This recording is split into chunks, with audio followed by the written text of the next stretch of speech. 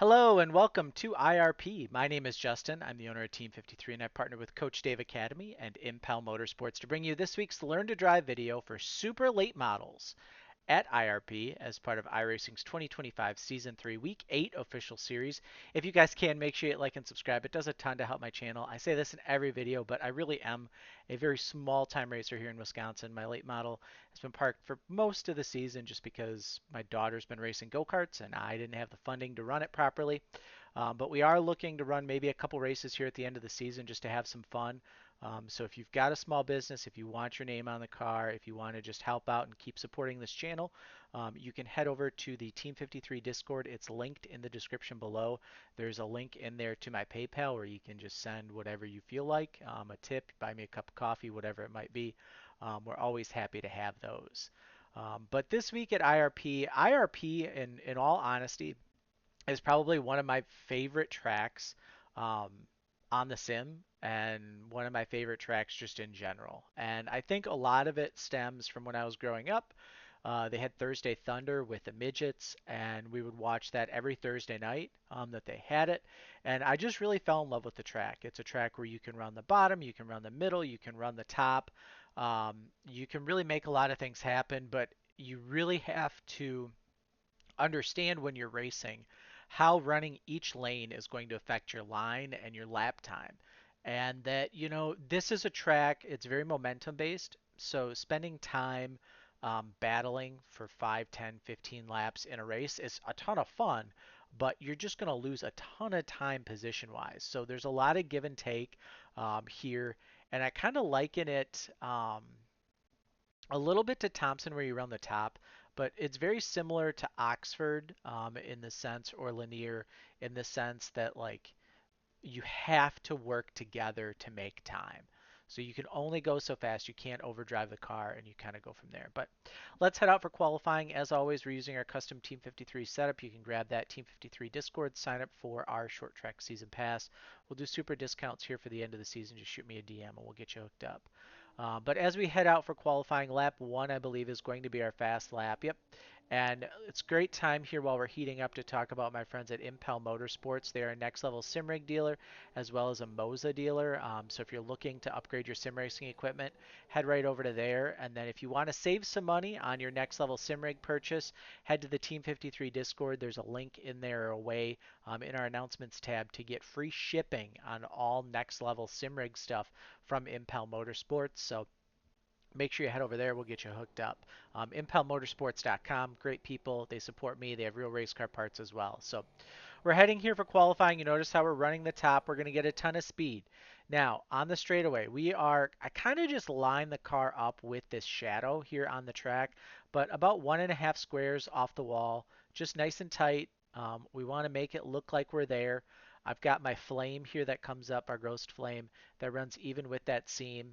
And it's just a really easy look. So we head down into turn one, and we've got 3 lanes. We can either go down, well, really 4. We can go apron, we can go bottom, we can go middle, and we can go top. I like to shoot for just below this first set of white lines and the seam that runs there, that first seam. I try and get the car down there. So let's head down the straightaway and we'll take a look here at what this lap looks like. So again, we're just continuing to run nice and tight up against the wall. We get it lined up. We start to turn in. There's like Lucas oil on the inside of the track. And that's kind of your turn in point. We'll get turned in here for the corner. And as you can see, I'm going to apply some brake and get the weight transferred to the front of the car and get that nose down. And then as we do that, we're going to lift here as we start to get to the bottom of the corner. And we're just going to let this car kind of roll through the center. A little bit more brake because I felt like we were going too fast. Let it roll. We're going to drift up into the center of the corner. We'll diamond the corner. And then as we start to see this Lucas Oil Indianapolis Raceway Park banner here on the outside wall, that's where we're going to start to throttle up. And we're going to, right as we get into that sector, right where that is, you can see that's kind of the widest point on the track that we're going to take. As we get there, that's where we're going to start to drive down. And then we get our steering wheel as straight as possible. We grab the left side on that seam just like we would at Stafford, and we drive it hard up off. We go down the backstretch, kind of similar look here down the backstretch, And then as we come here to the inside of the track, and it's easier to look at this from outside the car. It's very similar to what we did with the truck video. As we come up on where it says pit, that's where we start to turn in. We're going to lift at that point too, and we're going to aim this car just like we did in one for this little white line here. And we just grab that white line and we roll that line through 3 and 4. We'll kind of let the car drift up a little bit in center, just like we did before. And then as we come through Lucas Oil Indianapolis Raceway Park, we're throttling up, putting a ton of wheel in to drive it up off the corner. As we get closer to the corner, the end of the corner, we straighten our wheel out and we just drive it straight up off the corner. And we get ourselves a 21.119. There's definitely probably still some more speed in it if we spent a little bit more time, but we're not going to worry about that for a learn to drive video. It's about hitting our line and getting some speed there. So let's go inside the car, presented by my friends at Overdrive Racing Oils and Lubricants. They are an independent AMSOIL dealer. There's a link in the description to them. If you click on that link, you can purchase from them. Any purchase you make from there also goes to support our channel. So make sure you use that link and get that code there so that we can get some credit. So here you go.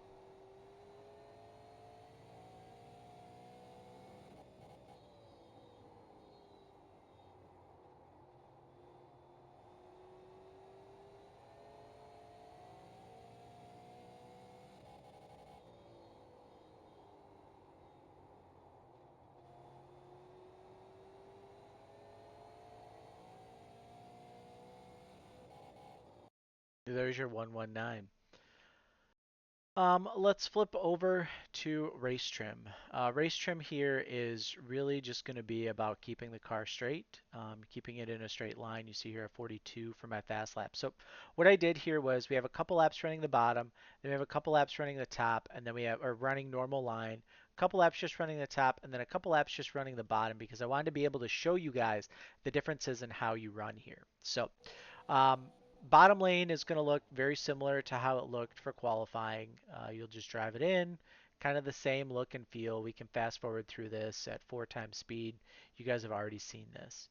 So now when we look at top lane here, this one might be a modified lane, but basically what you have are 3 lanes of operation. Some people like to use the dash lines as their kind of these are the lanes, and if you go below these, this is your problem. I personally find it easier when I'm racing to kind of use the seams, and that's where the banking changes at each one of those seams. So bottom lane kind of gets this bottom seam, middle lane kind of gets this middle seam, and then top lane gets this upper seam. And that's always seemed to work really, really well for me. Yeah, here we're still running normal.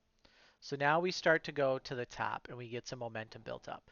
So on the top lane, why I say using the seams versus the lines works better is because when you go into the corner, remember when we talked about our qualifying lap using optimal lane, you're going to hook kind of this white line and this seam there. You're going to drift up in the center, so top lane's got to drift up, and then it's a hard drive off. So kind of the same thing. So we bring it into one.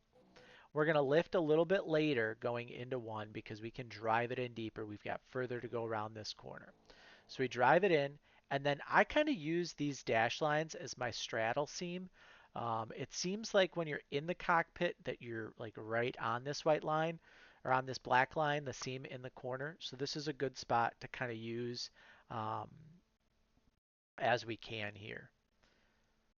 So we bring it in, and then we let the car drift up in the center. Bottom lane's going to drift up as well. So you notice a little bit of throttle here mid-corner. You got to be careful with that throttle, though, super early, because what will happen is you will actually kind of burn off your tires just by being on throttle more. And that's one where when we talk about tire saving in other cars, when you start to go to the top, a lot of guys will fall into that trap where they'll get on throttle earlier and it'll just burn their tires off.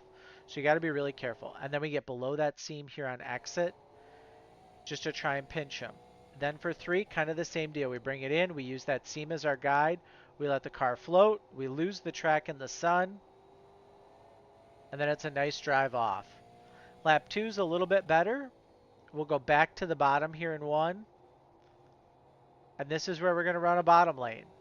So bottom, bottom, we use this line and this seam kind of down the backstretch as our natural point to stay below. Got a little high there. and then we bring it back down into the corner. And you see, it's all about keeping this car below the second seam to allow this guy on top room to run. You know he's going to pinch you on bottom, so if you let him pinch him on bottom, and then you just drive it back low.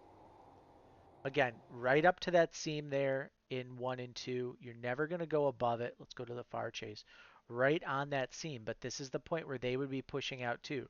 So you've got room, and you always want to leave room. That way you don't have to worry about things like net code. If the guy on top makes a mistake, you've got room, etc. Corner exit is going to be your tough pain point, right? Because the guy on top is going to want to naturally pull it down to keep themselves off this wall. The guy on bottom is pushing out from having to pinch it in. So it's going to be really, really important that you're paying attention on corner exit and not self-clearing and leaving a lane, etc. Here in 3 and 4, kind of the same deal.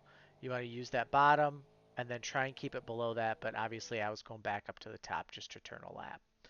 So that's kind of your best bet. In terms of passing, passing zones, it's easier for me to get to someone's outside here and pinch them down and get by them than what it is to try and pass them on the bottom. But if you do try and pass them on the bottom, my best advice, treat this like you would Stafford. Use this bottom lane to drive it in deep and give them a slide job here in the center of the corner and hope that they lift in the center and they don't just drive through you.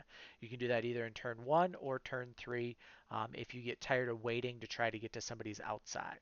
So best of luck this week in racing. If you guys do run, let us know how you did. Leave it in the comments. Head over to the Team 53 Discord. We always love having new faces. We're teetering right around 300 members there.